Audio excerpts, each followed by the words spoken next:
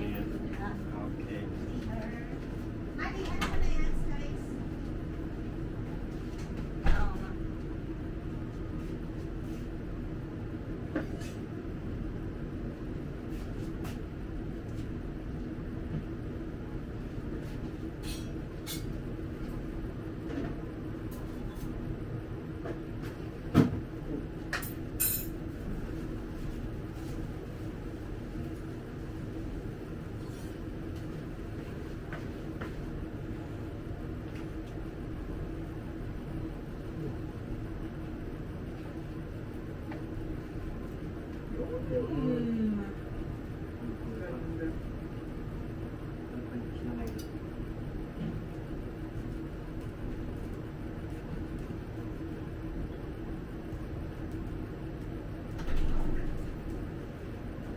Ganda ng luto mo yun. Maganda talaga pag may ganang vermiculite. Kasi pag wala. Wala. Eh, nasa yung drinks nyo?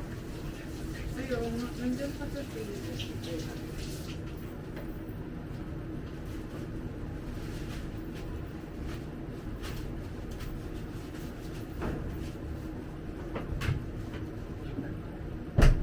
Ganda, no? Ang Wolfgang eh. Hindi na nalagyan ko pang-itat mo. Pag siya.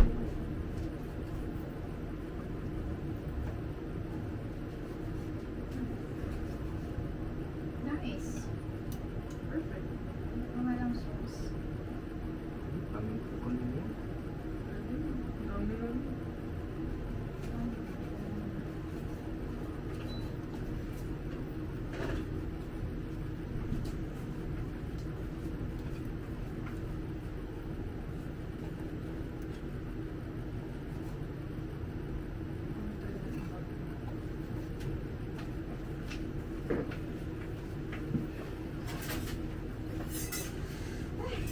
Init. Init nga yan. Hugasan.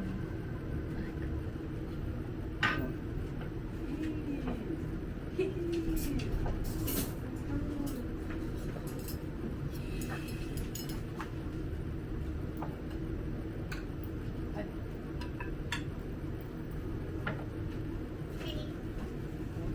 Let's eat. Palagay ka ng, ano mahal? Lamig ka. Ako konting-konti lang na. Kasi, oo. Okay. Sarap pa. Nag-yelo na yata ah. Merry Christmas! Ay, Happy New Year, everyone! Happy New Year! Oh, wala po yung camera.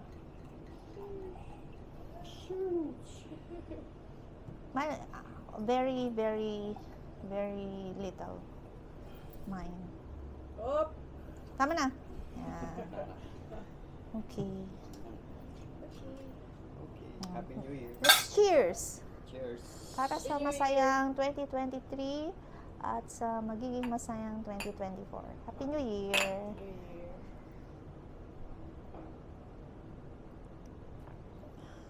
Masarap. Wow! Okay, let's eat. I want to Sarap naman. try the. Good choice. I want to try this. There's salmon here.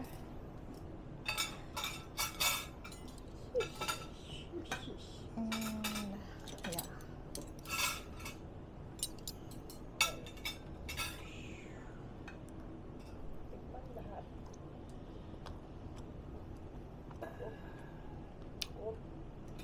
Tayo.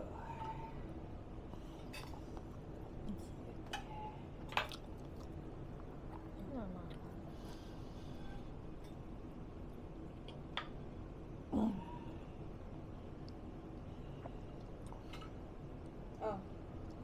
Mahal, maglagay mo nga ako ng ano, pasta. Dapat pala eh. Okay.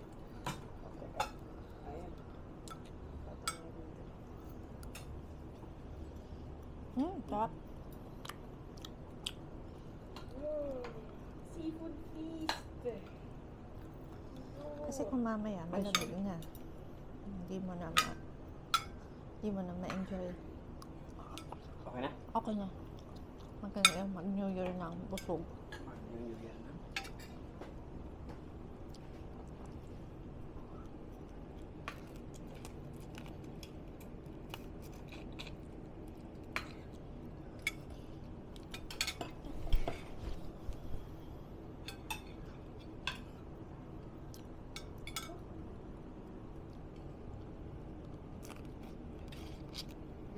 Ay. Teka pa.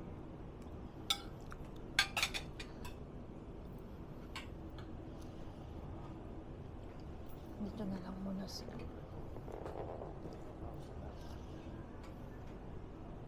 Ilipat na lang ni tito mo dito, mahal. Alin? Yung sauce. Para Ay, hindi access. naman pala mabigat. Ayan.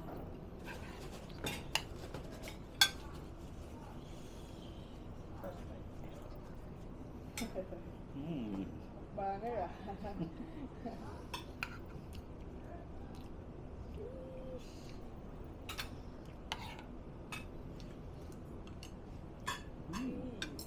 Ito yung parmesan.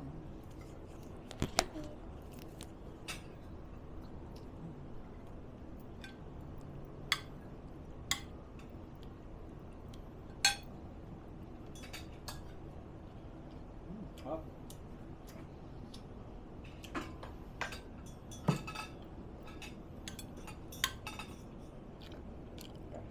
Parang ito muna. Mas lasa talaga pag malamig na. Yung prawns mahal, sakto lang ba yung lasa? Hmm.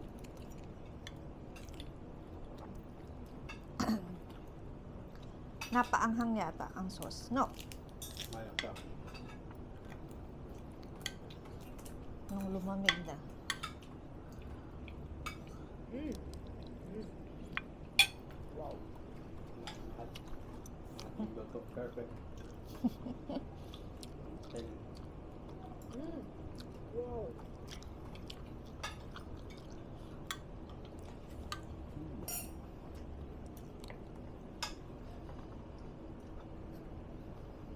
Yep. Mm. Kakaulang pila. Seafoods lahat eh. Hmm.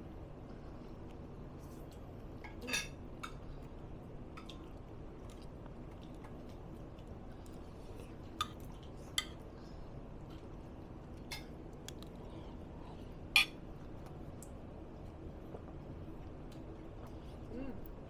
Nung bata kayo, anong ginagawa niyo pag New Year? Ang barbecue. Mm-hmm. Tapos, yun lang. Parang napaanghang yung luto ko sa pasta. Yun naman. Pero mahal.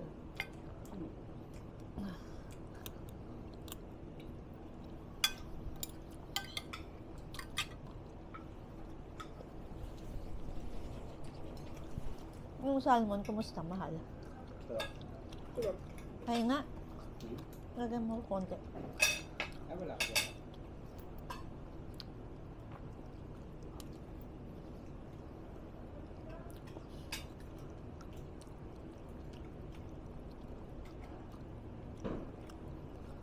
Thank you.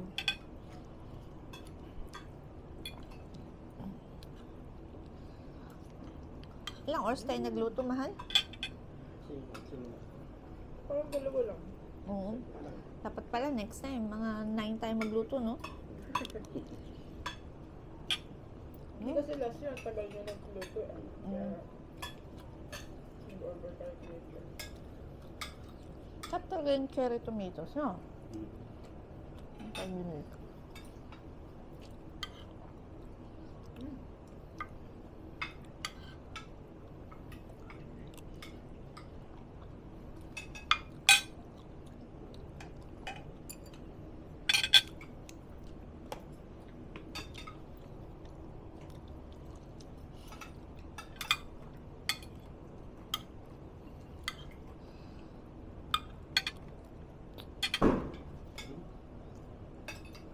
Wala yung pakialam yung mga aso.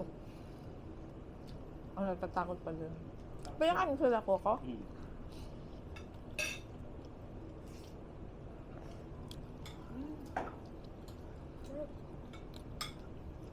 Mabigat lang tayo sa tiyan, no? Mm. Mabigat. Mm. Puro protein eh.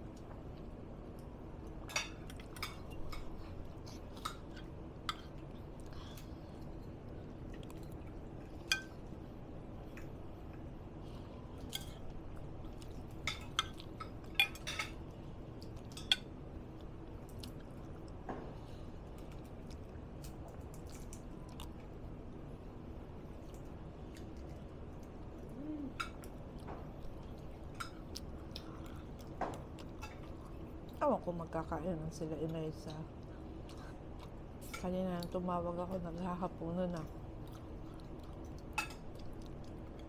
Hindi na maganda. Shabu-shabu. So, magtanungan tayo. Ikaw, mahal, anong unforgettable memory mo ng 2023? Hindi mo makakalimutan. Bakit tayo? Bakit? Masaya. Nag-what? Boracay?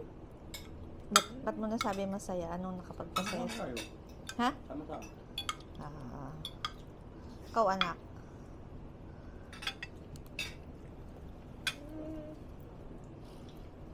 Probably the same thing. Kasi, actually, yung birthday ko rin, Mm.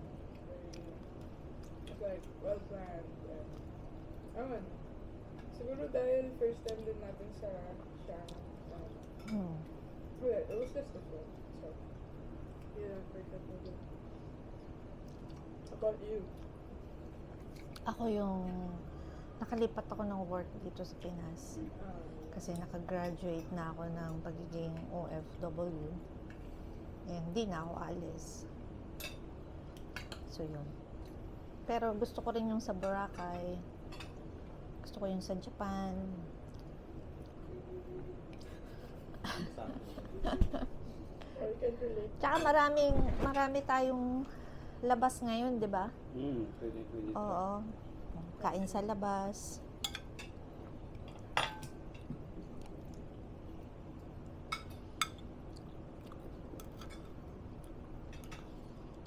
So next year, inshallah, sa El Nido naman tayo. Okay. Kahingi ko sa stila.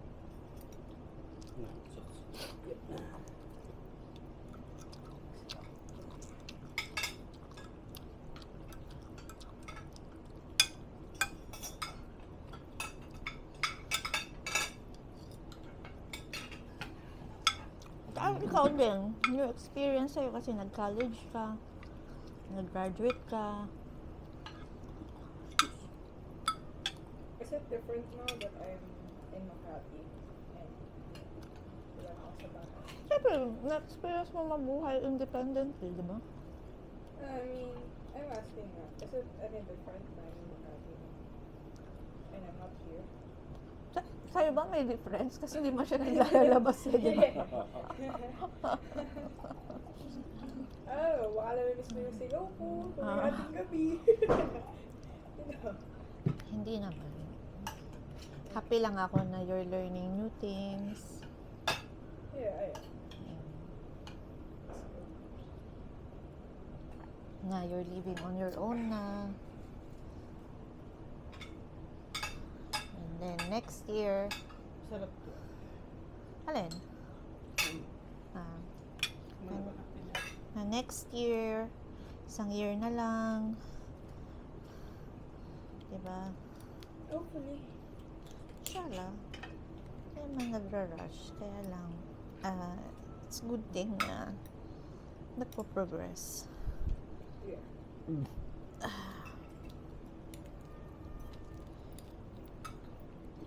Yung 2023 lang, marami tayong naranasan, no, mahal? Kasi, nga, no, madaming changes. Nag-college si Nene, nag-graduate si Nene sa senior high, nag-college. Ako naman, nag-screening, nag-resign, lumipat dito, nag-interviews ng napakadaming beses. Nag-travel tayo twice. Si Nene twice din.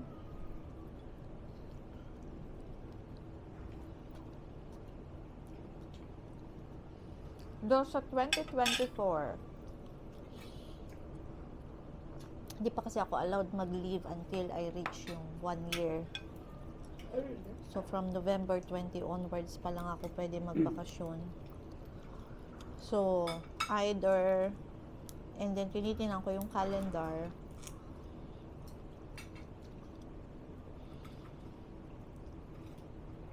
Yung Christmas kasi is Wednesday. So, 23rd is Monday. 20th is Friday. So, kung hanggang 20th yung klase mo, kasi 16 is Monday eh. And then, parang mahirap na naman tayo magbakasyon kasi very tight. Unless yan, aalis tayo after Christmas. Tapos babalik ng ano. And I don't know din kung good idea yung mag-swimming. Kasi taglamig.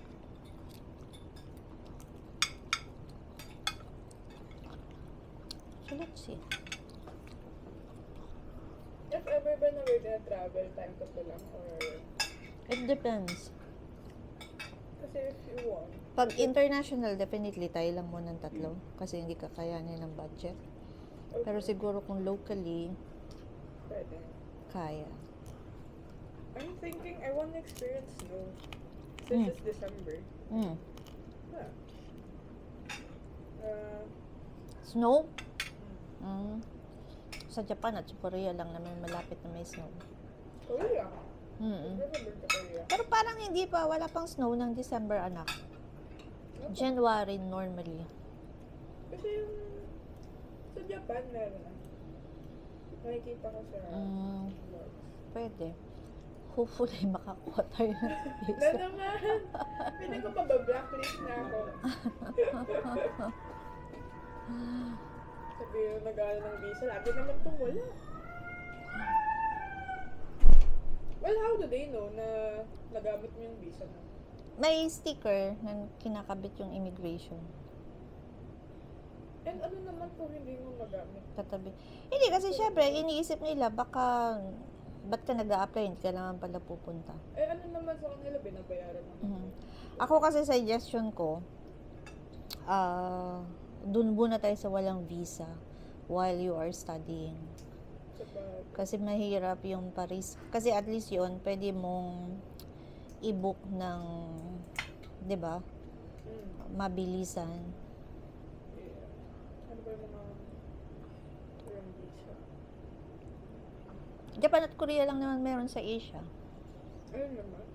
Hong Kong, wala. Singapore, Vietnam, Taiwan, Malaysia.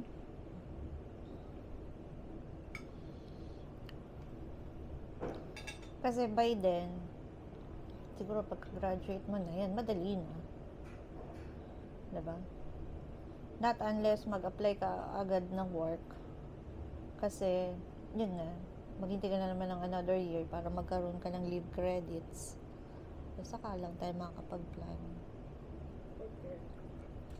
Do you think, pagka-graduate ka, I should get work again? Up to you.